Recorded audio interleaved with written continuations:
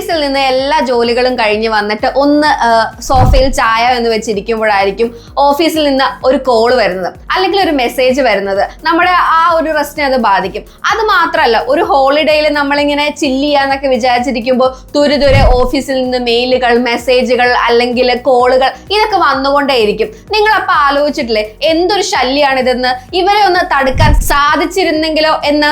നിശ്ചിത ജോലി സമയം കഴിഞ്ഞും എക്സ്ട്രാ ജോലി ചെയ്യേണ്ടി വരുന്നത് ഒരു ബാധ്യതയും ബുദ്ധിമുട്ടും ഒക്കെ ആയിട്ട് നമുക്ക് എല്ലാവർക്കും തോന്നാറുണ്ട്. എന്നാൽ ഈ ഒരു നിയമം നമ്മുടെ നാട്ടിലും പ്രാബല്യത്തിൽ വരികയാണെങ്കിൽ നമുക്ക് ഇത്തരം ശല്യക്കാരായ നമ്മുടെ ഹയർ ഒഫീഷ്യൽസിൽ നിന്ന് രക്ഷപ്പെടാൻ സാധിക്കും. അതാണ് റൈറ്റ് ടു ഡിസ്കണക്ട് ആക്ട്. പേര് കേട്ടപ്പോൾ തന്നെ എവിടെയോ ഞാനിത് കേട്ടുപോയിട്ടുണ്ടെന്ന് നിങ്ങൾക്ക് തോന്നിയിട്ടില്ലേ? അതെ, അത് ശരിയാണ്.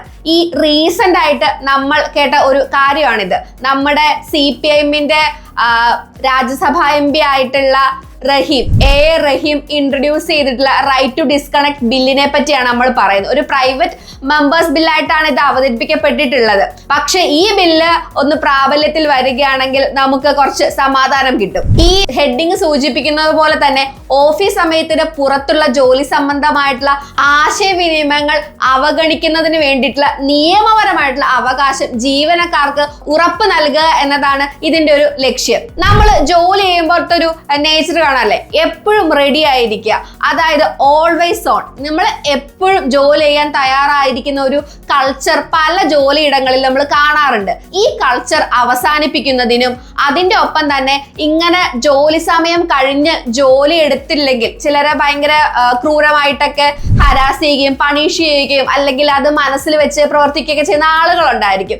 ഇങ്ങനെയുള്ള ശിക്ഷകൾ തടയുന്നതിന് വേണ്ടിയിട്ടും ഇതുവഴി ആളുകളുടെ മാനസിക ആരോഗ്യം വർദ്ധിപ്പിക്കുകയൊക്കെയാണ് ഈ ബില്ല് ലക്ഷ്യം വെക്കുന്നത്. ഈ നിയമം പാസ്സാവുകയാണെങ്കിൽ ഓഫീസ് ഡ്യൂട്ടി കഴിഞ്ഞുള്ള സമയങ്ങളിൽ മേലധികാരികളുടെ അനാവശ്യമായിട്ടുള്ള ഇടപെടലുകളിൽ നിന്ന് ജീവനക്കാർക്ക് ഒരു ജീവിതം ഉണ്ടാകുമെന്ന് ഉറപ്പാണ്. ഫ്രാൻസ്, ഇറ്റലി, ഓസ്ട്രേലിയ എന്ന സ്ഥലങ്ങളിലൊക്കെ നടപ്പാക്കിയിട്ടുള്ള പയനറിംഗ് നിയമങ്ങൾ പ്രകാരം ഡിജിറ്റൽ യുഗത്തിൽ ആളുകൾക്ക് നല്ല പ്രഷർ ഉണ്ട്. അത് നമുക്കാരും പറഞ്ഞു തരേണ്ട കാര്യമില്ലല്ലോ. ഈ ഒരു പ്രഷർ കൊണ്ട് ആളുകൾക്ക് ഒത്തിരി ബേൺ ഔട്ട്സ് ഉണ്ടാവുന്നുണ്ട്. അത് കുറയ്ക്കുന്നതിനും ആളുകളുടെ മാനസിക ആരോഗ്യം മെച്ചപ്പെടുത്തുന്നതിനും മെച്ചപ്പെട്ട തൊഴിൽ ജീവിത സന്തുലനാവസ്ഥ എൻഷുർ ചെയ്യുകയും ചെയ്യുകയൊക്കെയാണ് ഈ റൈറ്റ് ടു ഡിസ്കണക്ട് ആക്ട് കൊണ്ട് ഉദ്ദേശിക്കുന്നത്. പലപ്പോഴും 7, 8, 9, 10 ഒക്കെ മണിക്കൂർ ജോലി ചെയ്തിട്ട് വീട്ടിൽ വരുന്ന ആളുകൾക്ക് വീട്ടിൽ വന്നതിന് ശേഷവും ഓഫീസിലെ കാര്യങ്ങൾ ചെയ്യേണ്ടി വരിക എന്ന് പറയുന്നത് തീർച്ചയായിട്ടും അയാൾക്കൊരു ഇമോഷണൽ ലൈബിലിറ്റി ഉണ്ടാക്കുന്ന ഒരു കാര്യമാണ്.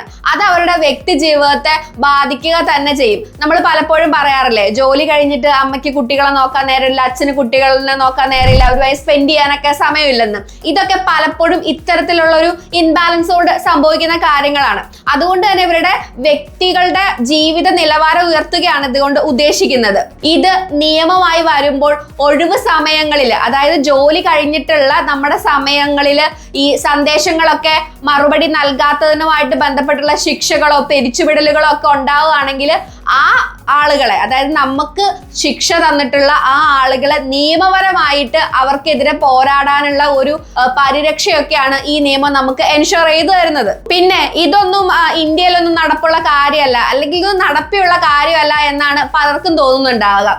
എന്നാ ദാ അങ്ങോട്ട് നോക്കൂ എന്ന് പറയുന്ന പോലെയാണ്. France, Germany, Portugal, Australia, Canada ഇവരെല്ലാവരും ഒരു തരത്തിൽ അല്ലെങ്കിൽ മറ്റൊരു തരത്തിൽ ഈ പോളിസി പ്രാബല്യത്തിൽ വരുത്തിയിട്ടുള്ളവർ തന്നെയാണ്. ഈ പല രാജ്യങ്ങളിലും തന്നെ ഈ ജോലി കഴിഞ്ഞിട്ടും പിന്നീടും നിർബന്ധിച്ചുകൊണ്ടോ മാനിപ്പുലേറ്റ് ചെയ്തുകൊണ്ടോ പ്രഷർ ചെലുത്തിക്കൊണ്ടോ ഉള്ള ഈ എക്സ്ട്രാ പണിയെടുപ്പ് എന്ന് പറയുന്ന കാര്യം നിയമപരമായി തന്നെ ഒരു പരിധി വരെ നിയന്ത്രിച്ചു വെച്ചിട്ടുണ്ട്. പിന്നെ ചില കമ്പനികളും അല്ലെങ്കിൽ ചില വർക്കുകളുടെ നേച്ചറുകളും ഒക്കെ അനുസരിച്ച് ഈ ഒരു കാര്യത്തിൽ ചെറിയ ചെറിയ ബുദ്ധിമുട്ടുകൾ ഉണ്ടാകും. എങ്കിലും ആളുകളുടെ ഒരു സ്വകാര്യതയും അവരുടെ ഒരു പേഴ്സണൽ ലൈഫിന്റെ ക്വാളിറ്റി ഒക്കെ മെയിൻറ്റെയിൻ ചെയ്യുന്നതിന് ഈ നിയമം എല്ലാ തരത്തിലും സഹായിക്കുമെന്നാണ് എനിക്ക് തോന്നിയിട്ടുള്ളത്.